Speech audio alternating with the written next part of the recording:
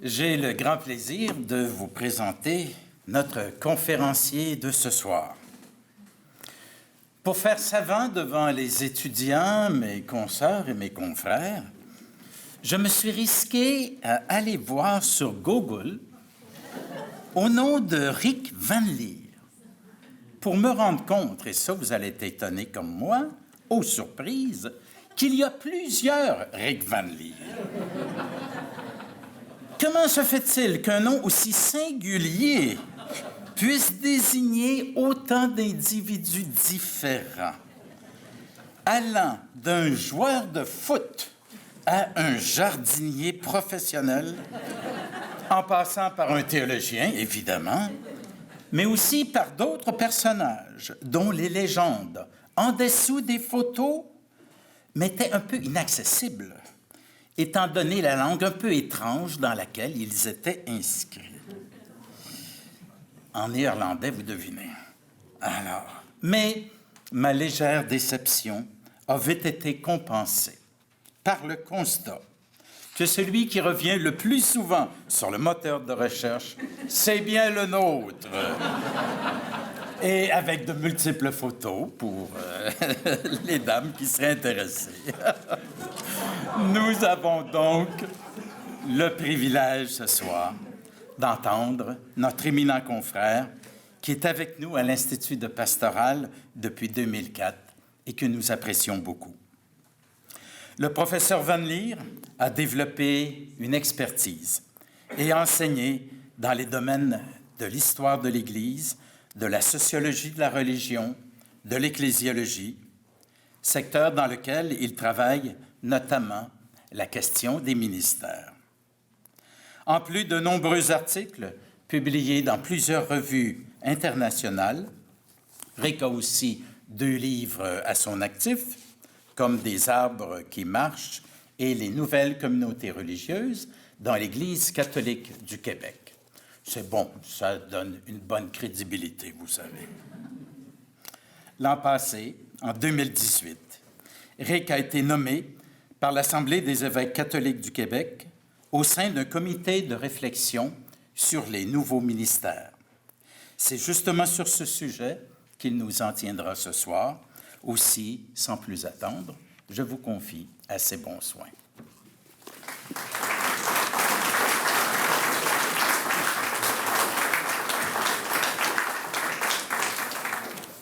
Alors, dankjewel, Bruno. Donc, comme on dit dans notre langue si étrange. Évidemment, je poursuis en français.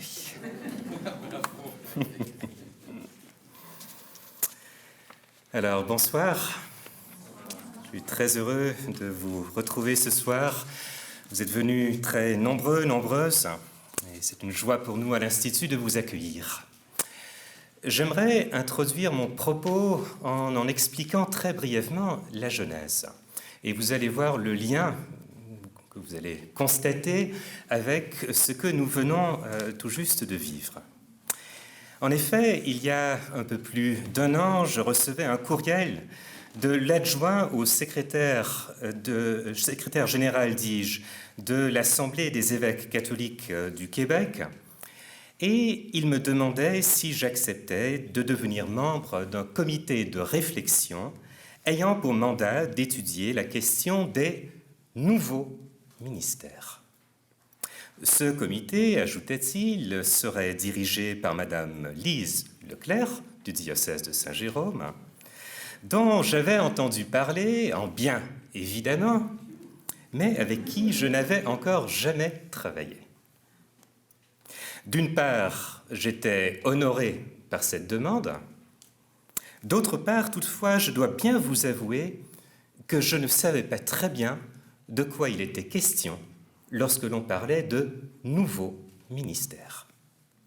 Quoi qu'il en soit, j'ai accepté la demande qui m'était adressée et je peux le dire aujourd'hui, cela m'a permis de m'ouvrir à tout un nouveau chantier de travail et d'intérêt que jusque-là, je n'avais qu'entrevu. Le sujet des ministères ecclésiaux exercés par les laïcs, j'ai fini par découvrir que c'est cela qui était visé, Ce sujet, donc, ne m'était pas totalement inconnu. En effet, la majorité de nos étudiantes et de nos étudiants à l'Institut de Pastoral sont des laïcs engagés dans divers secteurs de l'activité pastorale de l'Église. Je pourrais encore ajouter, sur une note un peu plus personnelle, que c'est une réalité qui m'a touché depuis ma tendre enfance, puisque ma mère a été très longtemps active dans les champs pastoraux, paroissiaux et scolaires. Pour l'anecdote, aujourd'hui, elle a 80 ans, et il y a quelques mois, au téléphone, elle m'annonce en grande pompe qu'après 58 ans de travail pastoral, elle décidait officiellement de prendre sa retraite. Mais elle est dans une résidence avec 200 autres personnes dans la ville de Québec, et je la vois s'activer jour après jour, et je lui disais tout récemment, mais « Mom, tu fais de la pastorale sociale maintenant. » On dit scout un jour, scout toujours, on peut dire la même chose des agents et des agentes de pastorale. Voilà, donc ce préambule et cette note plus personnelle me conduisent maintenant à introduire le sujet de mon entretien qui s'intitule « Pour une Église en service, regard sur les ministères ecclésiaux exercés par les laïcs ». Un mot pour commencer sur la première partie du titre, ensuite je traiterai à proprement parler du sujet qui nous occupe, les ministères ecclésiaux exercés par les laïcs. L'an dernier, le thème qui a orienté et coloré l'année universitaire, et Martin Bellrose l'a mentionné, était « Une Église en mouvement ». Martin, alors nouvellement élu à la tête de l'Institut, nous a parlé des flux migratoires et de ce que cela implique du point de vue de la théologie et de la vie de nos églises. Dans cette foulée, toujours très attentif aux enjeux de l'Église, de la société et des défis pastoraux, nous avons retenu cette année le thème « Pour une Église en service ». Deux éléments nous y ont conduits, et je dis « nous » en parlant de l'équipe de direction de l'Institut, mais en fait, ces propositions viennent de moi, donc je suis bien à l'aise pour en parler. D'une part, j'ai été influencé par mon travail sur les nouveaux ministères exercés par les laïcs dans le cadre de mon travail donc, avec l'Assemblée des évêques du Québec. J'y reviendrai tout à l'heure. D'autre part, dans un cours que j'ai donné l'an dernier sur l'Église et le Concile Vatican II, je rapportais au profit des étudiants les propos du théologien dominicain Yves Congar, qui, en 1963, écrivit un opuscule au titre fort évocateur « Pour une Église servante et pauvre ». Vous voyez l'image sur vos feuilles, et voici un exemplaire d'origine, 1963. En fait, Congar reprenait là les convictions phares qui animaient le pape Jean XXIII, convictions qui vont teinter l'esprit du Concile Vatican II. Dans l'avant-propos de son livre, Congar écrivait, et je cite, et elle est importante suffisamment pour que vous ayez sous les yeux cette citation sur vos feuilles, « Comme nous aimons citer aujourd'hui le passage du discours prononcé par sa sainteté Jean XXIII devant les représentants du corps diplomatique le jeudi saint 11 avril 1963. Je rappelle que nous sommes à ce moment, au milieu de la tenue du Concile Vatican II qui a débuté en 1962 et qui va se clore en 1965. Voici ces paroles, écrit Congar, d'un accent si évangélique. Plus que le geste, c'est l'esprit qui compte. Et la leçon n'est pas seulement pour les chefs religieux. Tout commandement, tout exercice de l'autorité est un service. Le pape aime s'appeler Servus Servorum Dei, c'est-à-dire serviteur des serviteurs de Dieu. Il se sent et s'efforce d'être le serviteur de tous. Dieu veuille que ceux sur qui pèse la responsabilité de la communauté humaine accueillent eux aussi de bon cœur cette dernière et grande leçon du jeudi saint et sachent reconnaître que leur autorité sera d'autant mieux acceptée par leur peuple qu'ils l'exerceront dans l'esprit d'humble service et de total dévouement au bien de tous. Fin de la citation. En janvier 2014, quelques mois après l'élection du pape François en mars 2013, les éditions du Cerf ont une nouvelle fois édité le livre de Congar avec cette fois une bannière nouvelle. Vous avez la photo de Congar, le même titre pour une église servante et pauvre, et la bannière nouvelle, le livre-programme du pape François. Vous aurez tout fait, tout comme moi, de rapprocher cette figure du bon pape Jean, comme on l'appelait à l'époque, et la figure pastorale du pape François.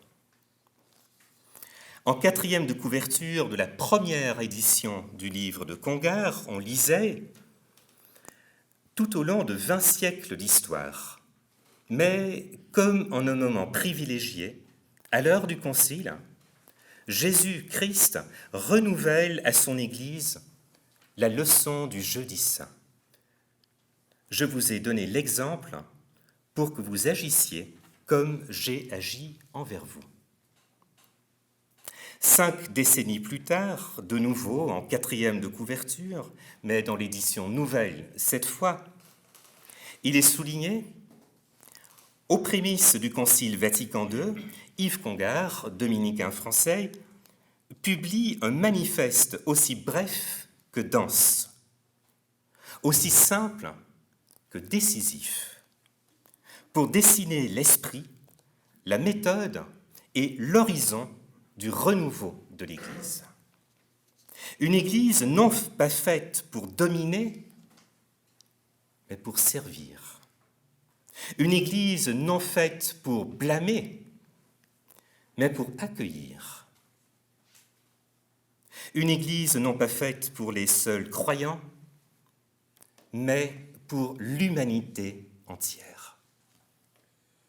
50 ans plus tard, le jésuite argentin Bergoglio, devenu le pape François, puisera là son programme, un livre pour comprendre l'agenda du pape, un livre pour savoir quel sera le catholicisme du troisième millénaire. Fin de la citation. Ces propos sur l'Église en tenue de service donnent le ton à ce que je souhaite développer maintenant, à savoir les ministères ecclésiaux exercés par les laïcs. Mon exposé sera divisé en 3 parties. D'abord, j'aimerais clarifier la notion de ministère et ce qui s'y rapporte. Ensuite, je retracerai, à l'aide de quelques jalons, l'évolution des ministères ecclésiaux exercés par les laïcs dans l'histoire récente de l'Église catholique au Québec. Puis, pour terminer, je pointerai 3 sujets qui, à mon avis, devraient retenir notre attention au vu des questions et des défis qui se posent dans ce domaine. Je souligne enfin que ce que je présente ce soir est largement basé sur les publications parues sous l'égide du Conseil Communauté et Ministère de l'Assemblée des évêques catholiques du Québec entre 1986 et 2017. Dans la foulée de ces publications, j'ai produit tout récemment un document synthèse d'une 60aine de pages qui reprend l'essentiel du contenu de ces publications. Vous trouverez le titre complet de cette synthèse sur le plan de la présentation qui vous a été remis Et je souligne également que ce document synthèse est maintenant disponible, en fait depuis hier, sur le site internet de l'Assemblée des évêques catholiques du Québec. Vous pourrez donc accéder par vous-même à la source de la présentation de ce soir. Sans plus tarder, donc, le premier point, clarification entourant la notion de ministère et ce qui s'y rapporte.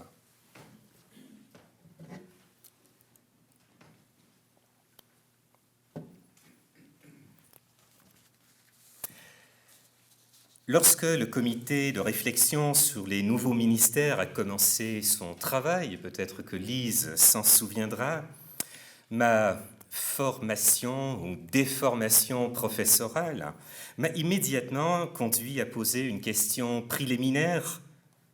De quoi parle-t-on précisément? En d'autres termes, avant de se lancer dans une réflexion sur les ministères ecclésiaux exercés par les laïcs, il importe au préalable de s'entendre sur la signification des termes employés, à commencer par le concept central de ministère et ce qui s'y rapporte. La notion de ministère. Dans sa plus simple expression, le terme ministère, dérivé du latin ministerium et du grec diakonia, des termes qui vous sont sans doute connus, désigne un service assumé par un fidèle au sein de l'Église en vue de son édification et de la réalisation de son activité missionnaire. Cela étant dit, la notion de ministère peut être comprise de deux manières. Le terme ministère renvoie, dans un premier temps, à l'Église dans son ensemble, c'est-à-dire le peuple de Dieu dans l'unité de ses diverses composantes. C'est à toute l'Église que Jésus a confié un mandat missionnaire, pas seulement à une petite troupe d'élite, à toute l'Église. Et c'est en ce sens que certains auteurs parleront de l'Église tout entière ministérielle. Sur ce plan, l'enseignement du Concile Vatican II est clair. Je cite un passage du document de l'Assemblée des évêques du Québec, rédigé en 1989 et qui fait ce lien. Ce qu'on trouve de neuf dans l'enseignement du dernier concile, par rapport à la pratique depuis plusieurs siècles, c'est l'affirmation de la réalité communautaire comme donnée fondamentale par rapport à toute distinction de fonction, de ministère et de service dans la communauté ecclésiale. Mais, se demanderait-on, dans un second temps, tous sont-ils responsables dans et de l'Église? Et si oui, le sont-ils au même titre? Au sens où je viens de définir le ministère général, on peut effectivement dire que tous sont responsables dans et de l'Église. Cependant, tous n'ont pas la même responsabilité.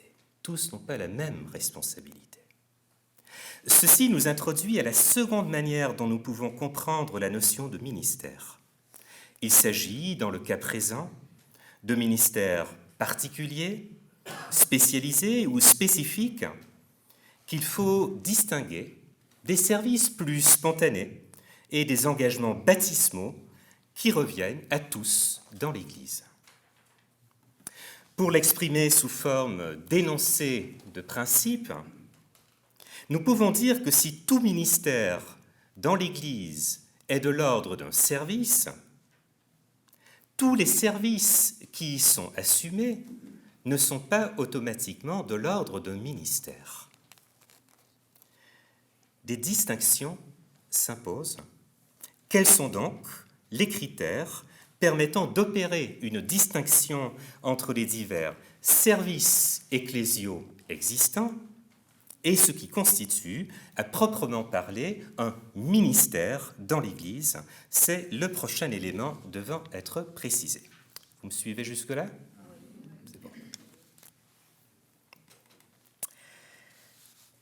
D'ordinaire, dans la littérature consacrée au ministère dans l'Église, du moins en langue française, on fait état de 5 principaux critères permettant de déterminer ce qu'est un ministère. La source de ces critères se trouve dans le dossier ministère, traité par l'Assemblée plénière de l'épiscopat français à Lourdes en 1973. On y trouve également un commentaire du théologien Yves Congar. Ainsi, la notion spécifique de ministère renvoie en premier lieu à des services précis, c'est-à-dire, écrit Congar, qui ont un objet. Considérant que nul n'est ministre pour soi-même, tout ministère est nécessairement orienté vers un objet spécifique ou encore un destinataire déterminé. La catéchèse auprès d'enfants ou d'adultes ou encore un engagement pastoral auprès des immigrants sont des exemples de ministères précis. En second lieu, la notion de ministère renvoie à des services d'importance vitale, c'est-à-dire nécessaires à la vie de l'Église. Je cite un document de l'Assemblée des évêques du Québec produit en 1988. Imaginons un instant que pour l'annonce de la parole, il n'y ait aucun ministère ordonné comme celui de l'évêque ou du prêtre, ou aucun ministère reconnu ou confié comme celui des catéchètes. Il y aurait alors de graves motifs de s'inquiéter de l'avenir de la foi et de la parole en ce pays. De même, la liturgie n'occuperait pas la place qu'elle tient présentement dans la vie de l'Église si elle ne reposait sur des ministères clairement identifiés. Le ministère ordonné du prêtre et du diacre et les ministères institués ou reconnus des lecteurs, des servants, des choristes et animateurs, etc. En troisième lieu, un ministère comporte une vraie responsabilité, c'est-à-dire que l'on peut compter dessus. Les ministères concernés, écrit Congar, sont en devoir et en capacité de répondre de quelque chose à quelqu'un, s'agissant ici d'une charge assumée devant l'Église de Dieu et donc devant le Christ et son Saint-Esprit. Ceci implique que le fidèle qui reçoit une charge ministérielle est redevable, la reddition du compte, en anglais on dit accountability, donc à l'endroit de l'autorité compétente de l'Église, habituellement l'évêque du lieu. En quatrième lieu, les services qualifiés de ministères doivent jouir d'une reconnaissance au sein de l'Église locale et, le cas échéant, par d'autres églises qui sont en communion avec cette Église locale. En ce qui concerne les agents et les agentes de pastoral laïque, et c'est de cela dont nous parlons ce soir, cette reconnaissance prendra concrètement la forme d'un mandat pastoral émis par l'évêque.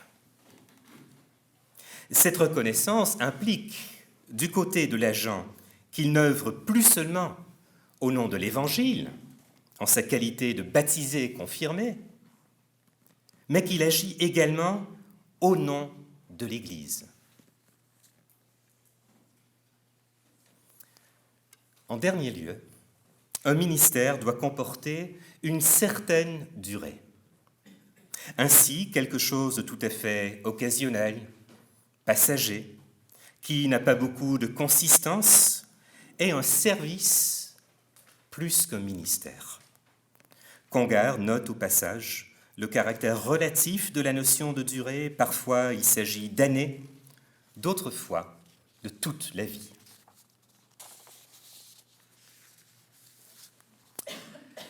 Nous voyons donc qu'il existe une large palette de services pouvant être rendus dans l'Église, mais aussi que tous ces services ne peuvent pas tous revendiquer le titre de ministère.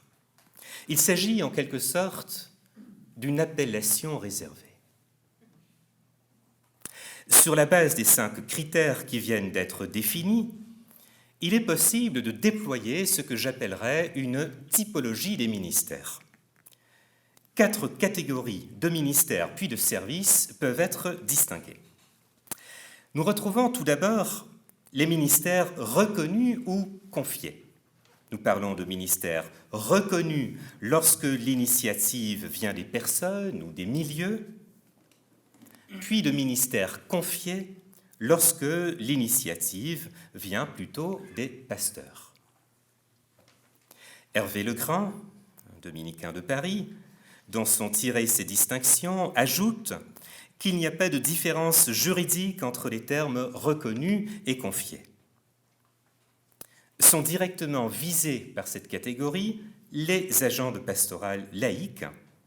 Il est à noter dans leur cas qu'il s'agit d'un authentique ministère, comme il est souligné dans le document de référence adopté par les évêques du Québec en 2017 et dont le titre est « Le ministère d'agentes et d'agents de pastoral laïque ».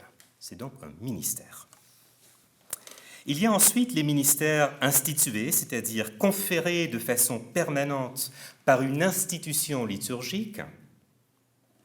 Il s'agit nommément du ministère du lectorat au service de la parole de Dieu dans l'assemblée liturgique, ainsi que du ministère de l'acolytat au service de l'Eucharistie ou de l'autel. Puis, il faut évidemment nommer les ministères ordonnés, connus de tous. Ce sont le diaconat, le presbytérat et l'épiscopat. Enfin, il ne faut pas oublier qu'en plus des ministères, il existe, dis-je, une infiniforme de services ou de tâches ecclésiales qui n'appellent pas de reconnaissance officielle. À la suite d'Hervé Legrand, nous pouvons qualifier cela de service chrétien. Nous retrouvons dans cette catégorie les membres de conseils paroissiaux, de comités de liturgie, de conseils de fabrique, d'associations ou encore de mouvements divers. Ces personnes peuvent être désignées à titre de collaborateurs et collaboratrices à l'action pastorale. Et c'est également le cas des nombreux bénévoles actifs dans nos milieux d'église. Voilà qui fait le tour, je dirais, un peu de la dimension très professorale, tenter de d'abord définir les termes. De quoi parle-t-on précisément? C'est une chose que j'essaie aussi dans mes classes d'inculquer aux étudiants. Commencer par définir les termes que nous employons. Comme j'enseigne aussi l'histoire de l'Église, et notamment l'histoire du catholicisme au Québec, je me permets maintenant de faire une petite incursion dans l'histoire plutôt récente de l'histoire du Québec, toujours sous cet angle des ministères ecclésiaux exercés par les laïcs.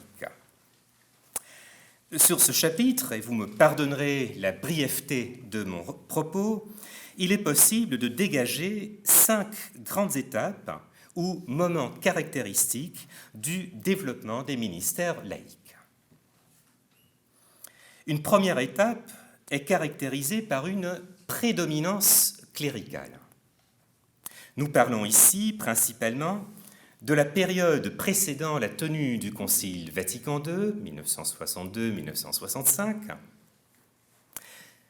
tributaire de l'ecclésiologie de cette époque et de la théologie des ministères qui s'y rattachent, nos prédécesseurs concevaient l'exercice du ministère de l'Église principalement, pour ne pas dire exclusivement, en termes de ministère ordonné, à savoir le ministère presbytéral et le ministère épiscopal.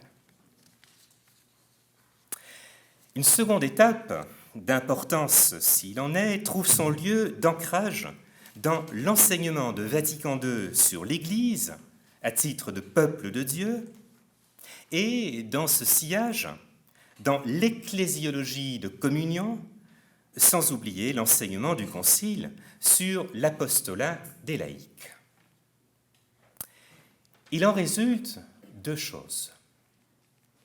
D'une part, comme je l'ai dit plus tôt, l'Église doit être tenue comme tout entière ministérielle. D'autre part, elle peut aussi être dite pluriministérielle, suivant l'expression employée par Alphonse Borras et Gilles Routier. Enfin, il faut noter que le Concile Vatican II a restauré dans l'Église latine le diaconat permanent.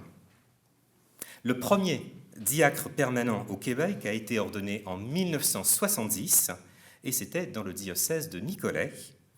C'est une réalité qui se développera conjointement avec l'essor des ministères laïques. Une troisième étape est à situer dans les années qui suivent le Concile. À compter de la décennie 1970, nous voyons progressivement éclore un nouveau phénomène, celui de l'arrivée de nouveaux ministres et concurremment celui du développement de nouveaux ministères. Ces ministres sont laïcs, hommes, majoritairement femmes. Ils revêtiront le titre reconnu d'agents et d'agentes de pastorat laïque. Ils augmenteront rapidement en nombre, surtout entre 1980 et 1990, passant de quelques unités à plusieurs centaines et bientôt quelques milliers. Cette réalité, écrivait-on en 1993, existe dans tous les diocèses québécois. Dans certains de ceux-ci, présentement, il y a plus d'agents de pastorat laïque que de ministres ordonnés dans leur personnel exerçant un mandat pastoral. Il est également à noter que parmi les laïcs qui se voient confier des responsabilités croissantes dans la vie ecclésiale, il y a une majorité de femmes. Il faut en prendre acte, notait-on dans un document des évêques en 1988. Enfin, en ce qui regarde les ministères exercés par les agents et agentes laïques, leurs responsabilités pastorales s'étendent à des fonctions de coordination et d'administration jusqu'à certaines fonctions auparavant occupées par des prêtres. Dans le sillage de l'arrivée massive des ministres laïcs, nous assistons à l'instauration de ce que plusieurs documents appellent une nouvelle permanence faite désormais de laïcs et de prêtres. C'est la quatrième étape. De cette situation nouvelle surgissent un certain nombre de questions et d'obligations tout aussi nouvelles, regardant par exemple le discernement et l'appel des ministres laïcs, la formation et le soutien des agents et agentes de pastoral laïque, de même que leurs conditions de travail. Jusque-là, considérant la documentation consultée, le ton était plutôt enthousiaste. C'est un peu mon impression en transversale de l'analyse de tous ces documents. C'est une quinzaine de documents au total. Cela représente ou correspondait du reste au nombre des ministres laïcs engagés sur le terrain. Ça bougeait. Pour réfléchir aux promesses d'avenir et aussi pour faire face aux défis présents, nombre de congrès, de rencontres, de sessions de travail ont été organisés.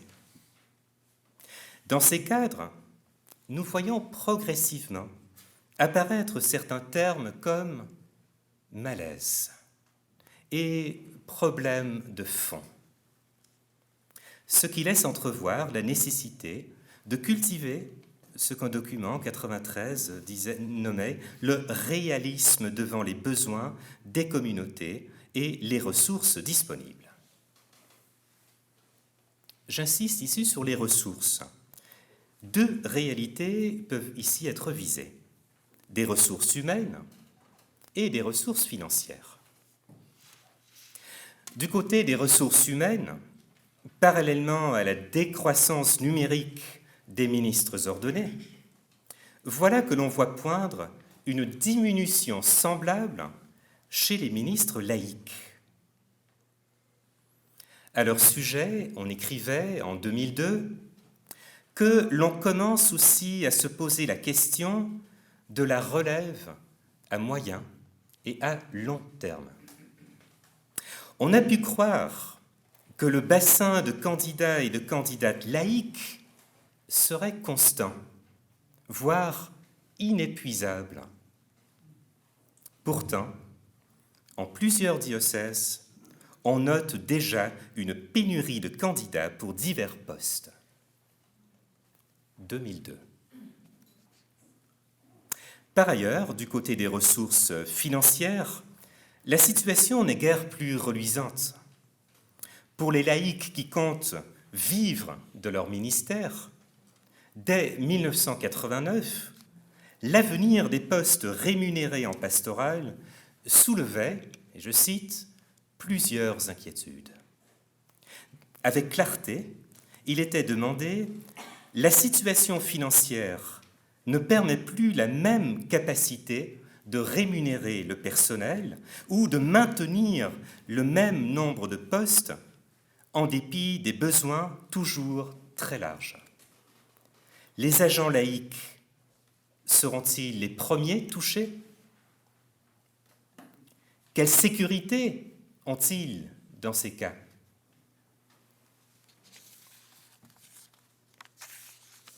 Enfin, sur ces deux plans, il a été noté en 2017 que la rareté des ressources humaines et la diminution constante des ressources financières fragilisent la mission, particulièrement le ministère d'agentes et d'agents de pastoral. Il s'agit en tout cas de nouveaux défis auxquels l'Église doit faire face. Tout ceci conduit à s'interroger sur l'avenir des ministères laïcs. Comprenons-nous bien. L'avenir des ministères exercés par des laïcs n'est théoriquement pas remis en cause. Cela fut réaffirmé avec conviction dans le document de l'Assemblée des évêques de 2017. En nous appuyant sur l'importance que le pape François accorde depuis le début de son pontificat au rôle des baptisés dans toutes les structures de l'Église, nous voulons réaffirmer la pertinence du ministère d'agentes et d'agents de pastoral comme espace d'engagement où des laïcs, hommes et femmes, jouent un rôle particulier dans l'Église. Fin de la citation. En pratique, toutefois, des questions se posent. Dans la foulée du questionnement sur leur place et leur avenir dans les églises diocésaines, l'on en vint à s'inquiéter des difficultés d'insertion ecclésiale des nouveaux ministères. Voilà, l'expression se trouve là, des nouveaux ministères. Conditions précaires et insécurité quant à l'avenir sont le lot du plus grand nombre. À cela, il faut ajouter la question de la relève à moyen et à long terme. Comment intéresser des jeunes à envisager ce ministère d'agents et d'agentes laïques de pastoral? En tout état de cause, est-il dit, en conclusion du document de 2017, l'Église au Québec vit un passage, une transition. Quelle place et quel rôle aura le ministère d'agentes et d'agents de pastoral à la fin de ce grand tournant? Cette mission sera sans doute transformé.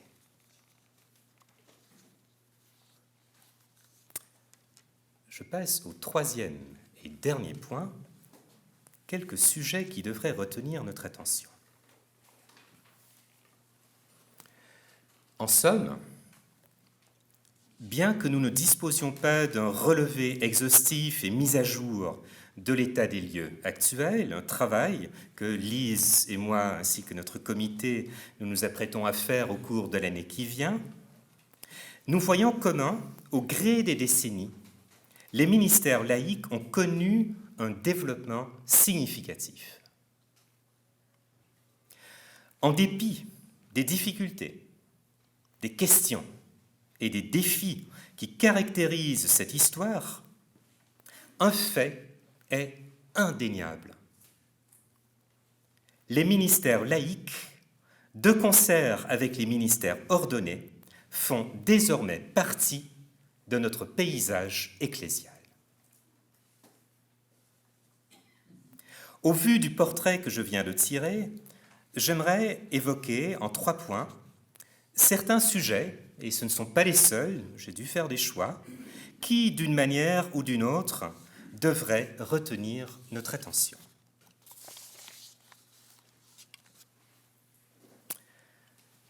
Un premier sujet se rapporte à la théologie de l'Église et des ministères.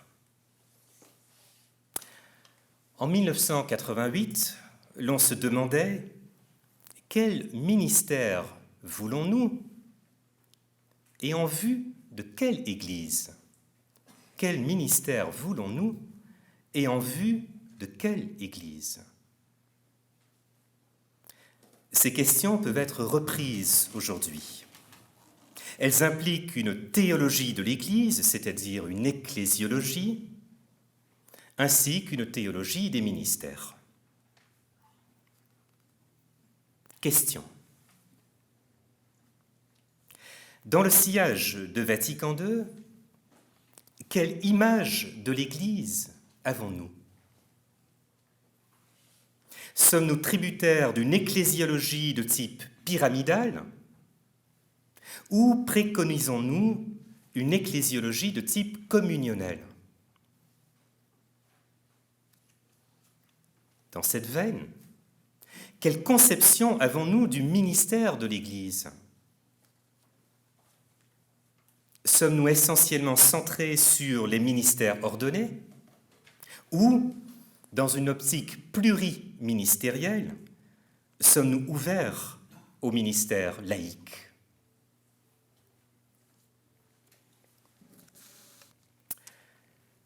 Un second sujet concerne le caractère supplétif ou encore substitutif des ministères laïques en regard des ministères ordonnés. Par supplétif, je renvoie à certaines positions soutenant que s'il n'y avait pas eu pénurie du côté des ministres ordonnés, les ministères laïques, de leur côté, n'auraient jamais vu le jour. Les ministères laïques ne sont, au fond, que des ministères de suppléance qui ont pour fonction de pallier le manque de prêtres. Advenant une hypothétique embellie du recrutement presbytéral, les ministères laïques s'évanouiraient, ayant perdu leur raison d'être.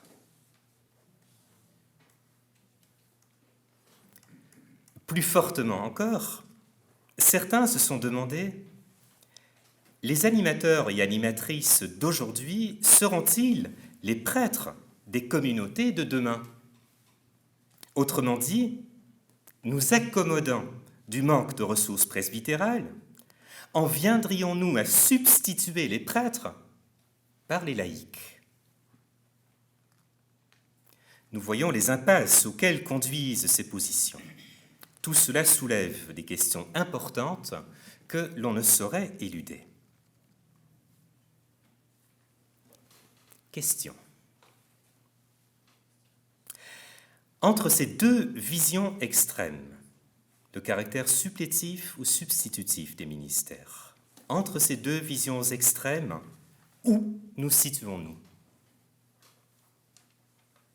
Quel poids donnons-nous au ministère laïque en regard des ministères ordonnés? S'agit-il de ministères concurrents ou, au contraire, de ministères pouvant se compléter distinctement?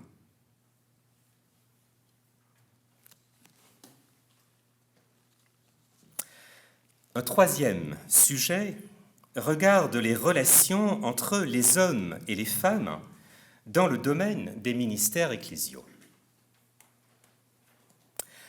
En comparaison d'un passé où la totalité des fonctions ministérielles était assumée par des hommes ordonnés, les dernières décennies ont été les témoins d'une avancée significative résidant dans une plus grande visibilité de la participation des femmes au ministère de l'Église. La recherche d'une reconnaissance claire et totale du rôle des femmes s'est formulée dans une expression qui a fait son chemin, le partenariat homme-femme dans l'Église. Voilà ce que l'on disait dans un document de 1993. Question. Aujourd'hui, où en sommes-nous par rapport à ce sujet? Quelles sont les réelles avancées? Constatons-nous des reculs ou des stagnations? Quelles sont les questions et les défis qui surgissent de l'expérience actuelle? Vous voyez qu'un bon professeur ne donne pas seulement de réponses, mais stimule plein de questions nouvelles. Ça énerve mes étudiants.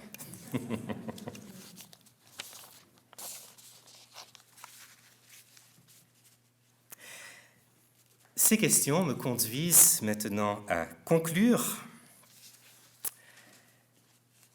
L'année universitaire qui s'ouvre est placée à l'Institut de Pastoral sous le thème « Pour une Église en service ».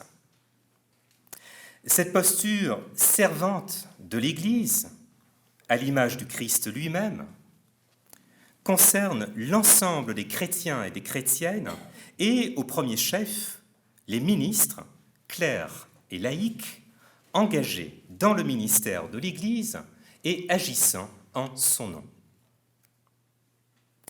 L'Institut de Pastoral des Dominicains, tout comme l'ensemble du collège universitaire dominicain, se sent directement concernés, car notre mission est de l'ordre d'un service.